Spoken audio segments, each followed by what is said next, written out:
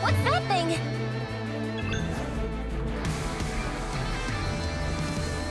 Light!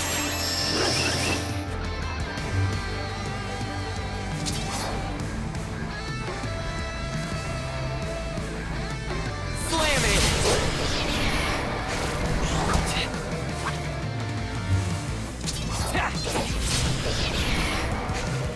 All's well that ends well.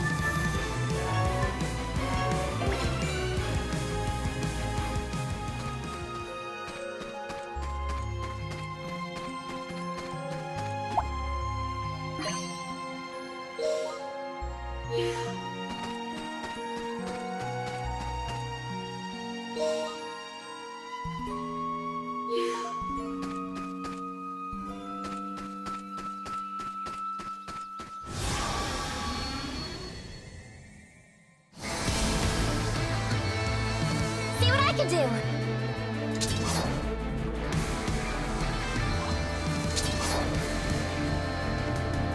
Your host!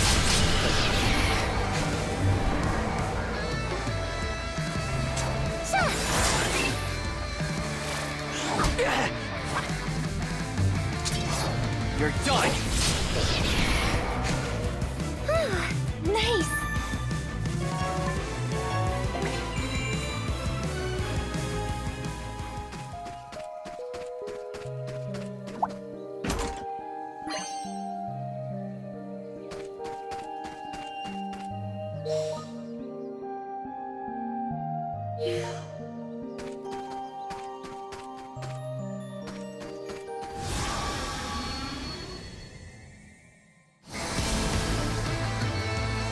What's that thing?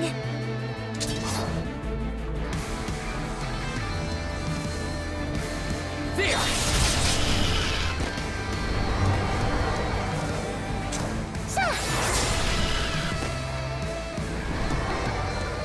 Let's keep it up!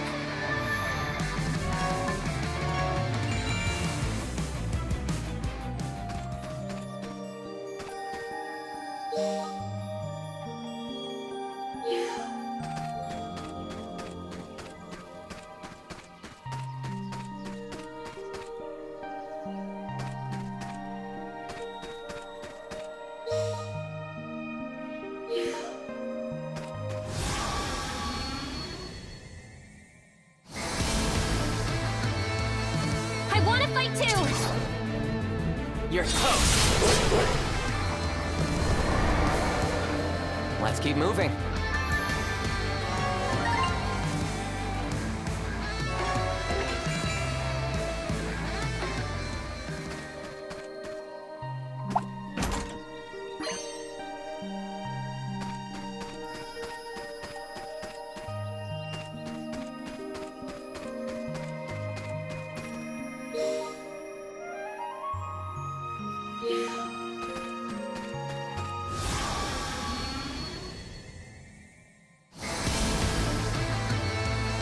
Here I come.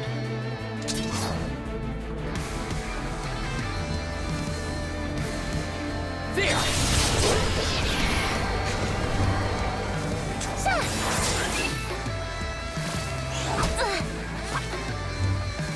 Ha!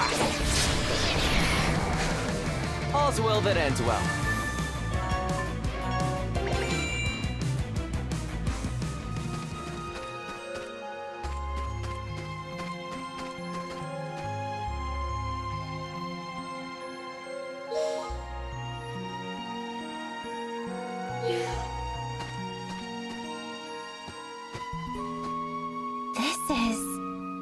Yeah, this is where I collapsed.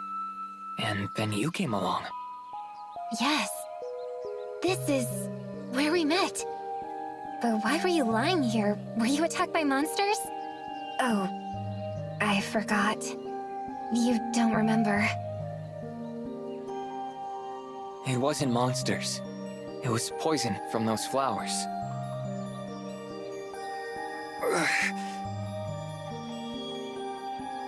Right. It couldn't have been monsters. Because the monsters were...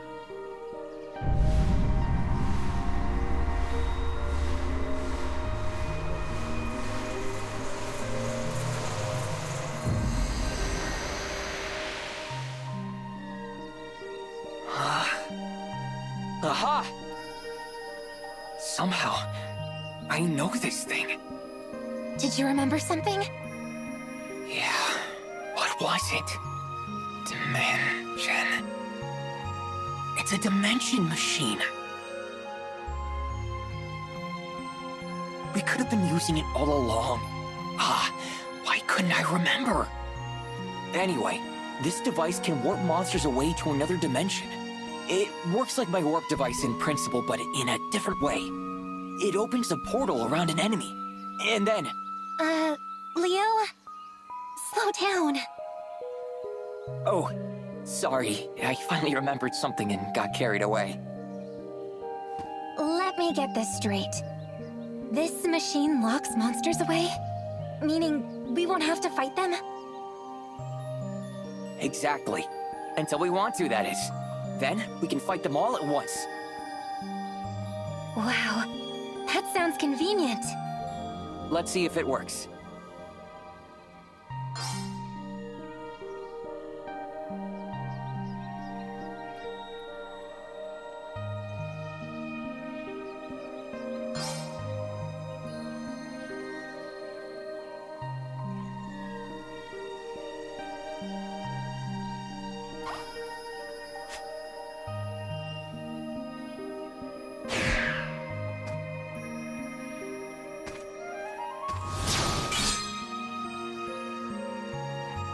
What was that just now? It means the dimension machine works. If we bump into any monsters we've already fought, it seals them away for us. Great! Now we won't have to fight so much.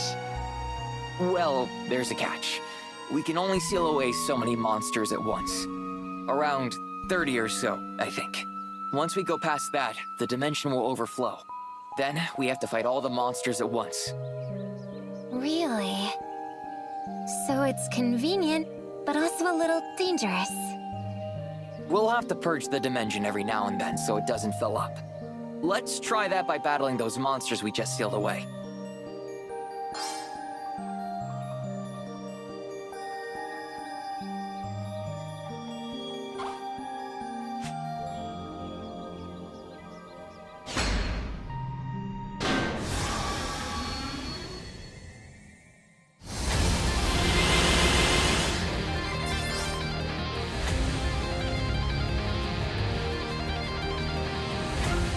Here we go again.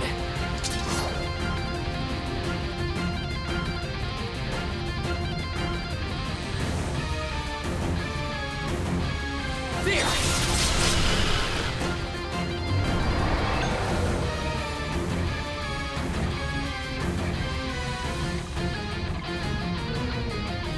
Come on, Magic!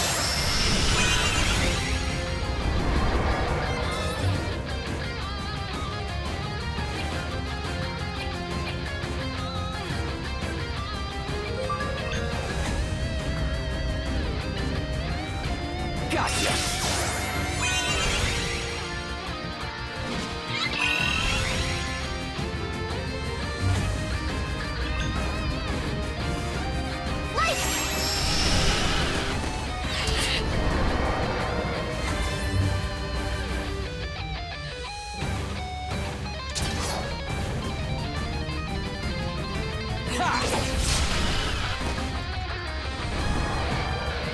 That was close.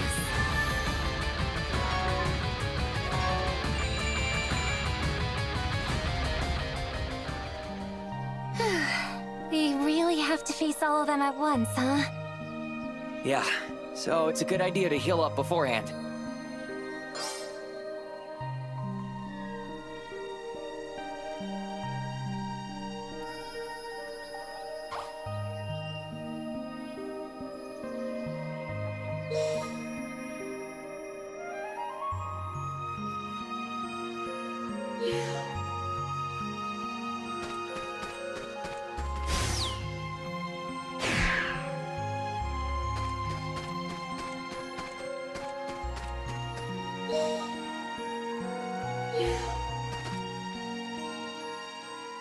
Oh, Owen's stump. He always used to sit right here.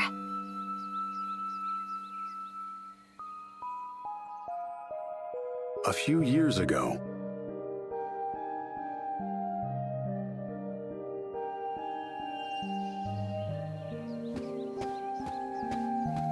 There you are, Owen.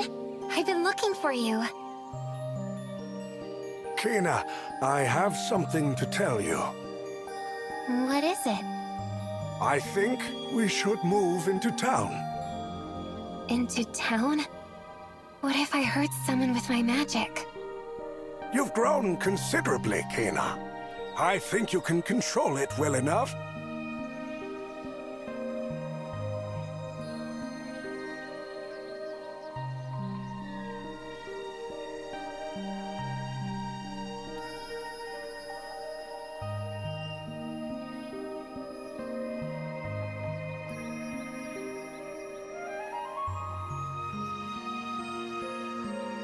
Besides, I think you could use a different kind of education.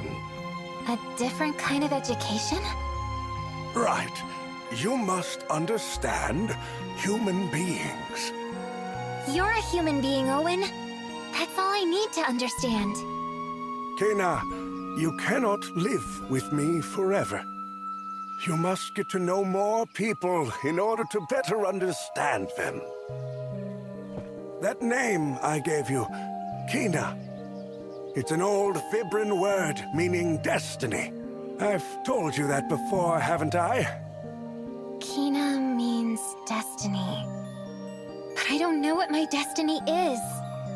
Destiny is something one must find on their own. That time has come for you.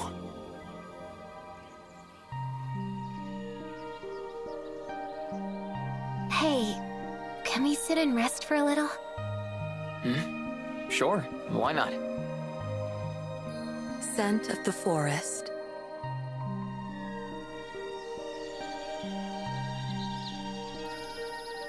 A single ray of sun beamed through the tree leaves, illuminating a lone tree stump. Kina quietly approached it as Leo stood nearby, watching.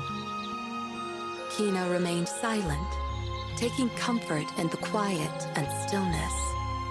Then, as if to touch the sunlight shining through the foliage, she reached out her hand. It's warm. Kina murmured. She stood below the light, looked up, closed her eyes, and took a deep breath. The smell of the forest and the sun's rays tickled Kina's nostrils and filled her lungs. A gentle wind blew past the two of them. This is my favorite place. It's really special to me. Kina spoke in a satisfied tone as she smiled at Leo. Owen and I would walk in this forest all the time. Whenever we came here, he would sit there to rest. He told me lots of stories. Kina looked over at the tree stump. She gazed at it with a loving expression. To Leo, it seemed as though Owen were sitting right there. What kind of stories did he tell you? Leo asked her. About humans and about the world. Kina replied as she sat on the tree stump. The view from the stump was the view Owen always saw. Inside Kina's memories, her days with Owen began to re-emerge. When I was little, Owen was everything to me. He was the only other human I knew. And this forest was my whole world. But Owen taught me that the world is greater than this forest.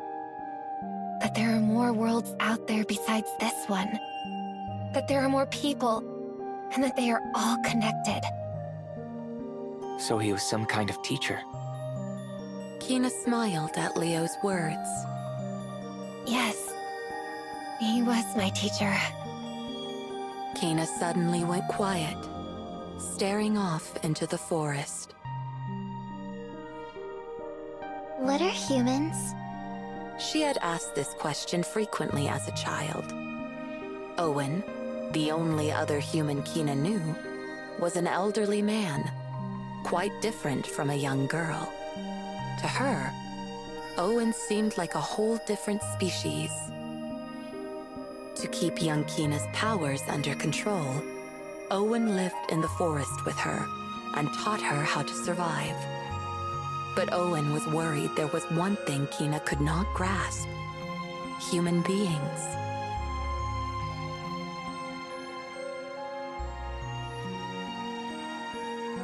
Owen decided to move into town so Kina could learn about humans. The fortune-telling business was useful for teaching Kina about this subject. His clients came from all walks of life: old, young, rich, poor. Just by listening to their stories, Kina began to grasp the complexity of their feelings, their ambivalent natures, and their various emotions. As a fortune teller, Owen listened to any and all concerns and gave his clients simple advice. His words were always kind, and his heart was always open.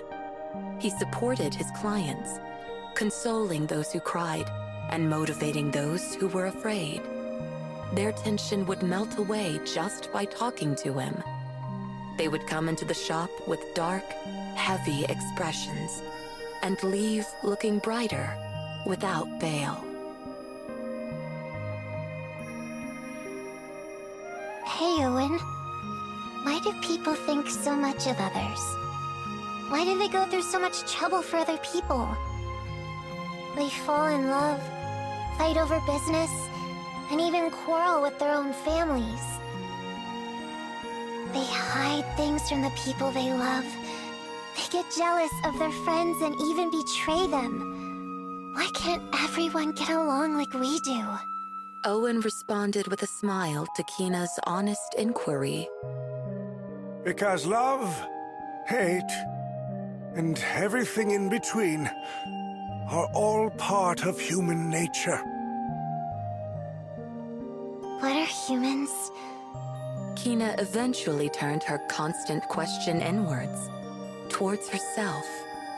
Her question grew into a bigger question. What am I?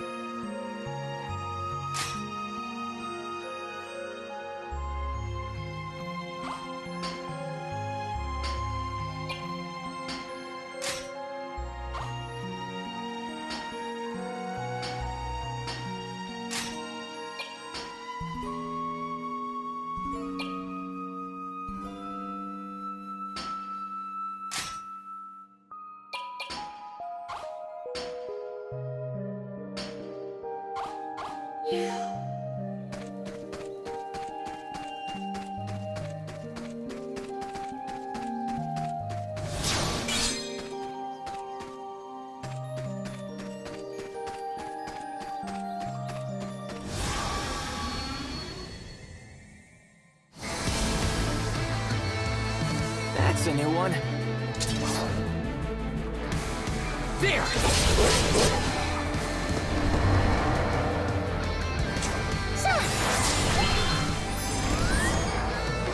Let's keep moving.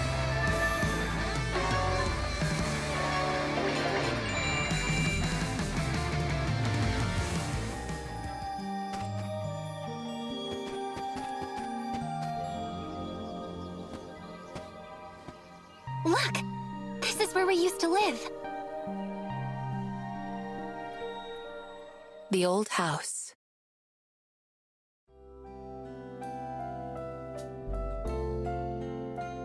Owen told me this used to be a charcoal shop. Buying it cost him practically nothing. The old shack, made of stacked bricks and wood, looked like it had been abandoned since Kina and Owen had left. Exposed to the elements, the wooden portions of the walls were slowly disintegrating. In Kina's earliest memories, she had lived in this shack. Owen was the only person she could call family. There was a sudden change in the smell of the air around them. Although there were no direct signs of danger, Leo placed his hand on his weapon and turned around.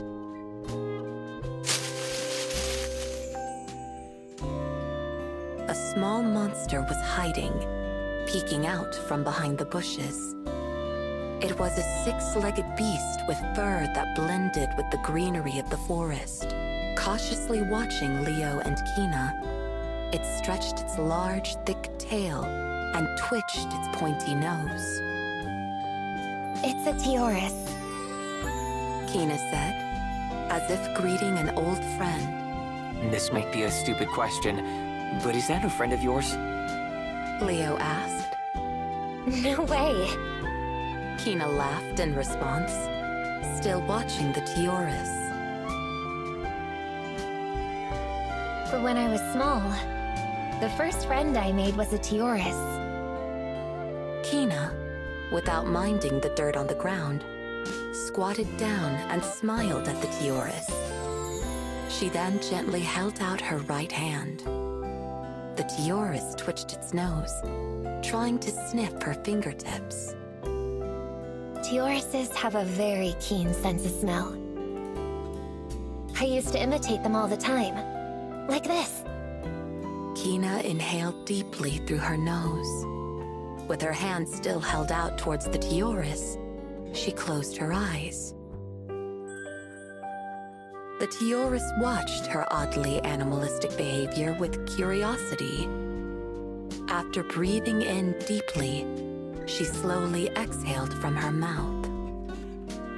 Now you try. Who? Me? Kina nodded. Yes. I want you to feel the forest.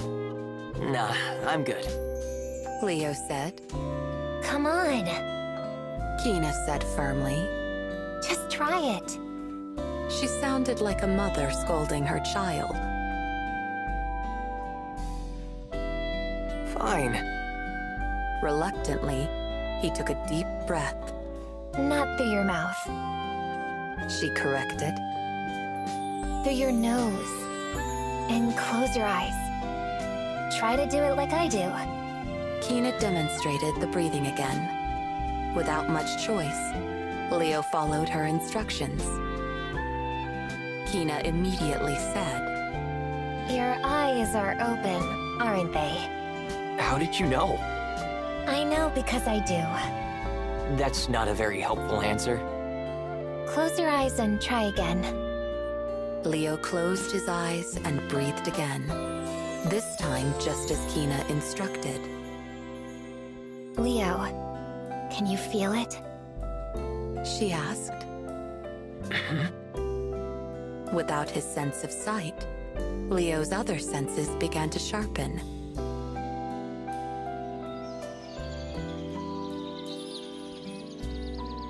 As he continued the steady breathing, his mind grew calm.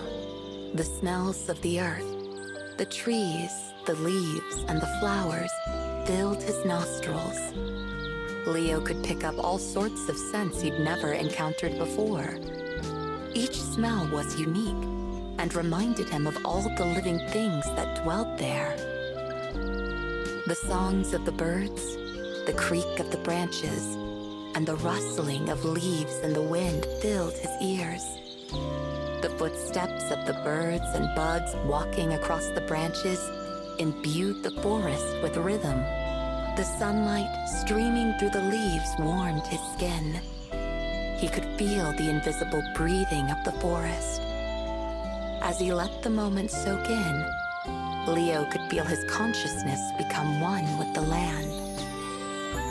Leo opened his eyes. You felt it too, right? Kina asked with a smile, her eyes still closed. Yeah. How did you know? Sensing the hesitation in his words, Kina finally opened her eyes. I can tell. She said, Because right now, we're a part of the forest. I played this game when I was little. Game? Yeah. I would try to identify each smell. Each different smell is like a voice. I can smell whether someone's feeling good today or not, or whether they're sleepy or hungry. I can tell how everything in this forest is feeling. Leo would normally never believe such a thing. However, he felt it could be true for Kina. As I kept smelling the forest every day, I began to understand it. I made lots of great friends this way. Kina looked back at the Tioris still in front of her. The Tioris had completely lowered its guard. It approached Kina slowly but comfortably. Kina finally made contact with the animal and caressed it gently along its back and tail. This is a place filled with wonderful, familiar scents. It comforts me. I see. So this is your home. Kina inclined her head, then began walking around. Watching her from behind, it looked as though she was melting into the forest. She turned and smiled at Leo, who had remained where he was. The sight of her, bathed in the sunlight shining between the leaves, took Leo's breath away. Kina was one with the forest. Leo found himself taking another deep breath. He too wanted to feel the life of the forest.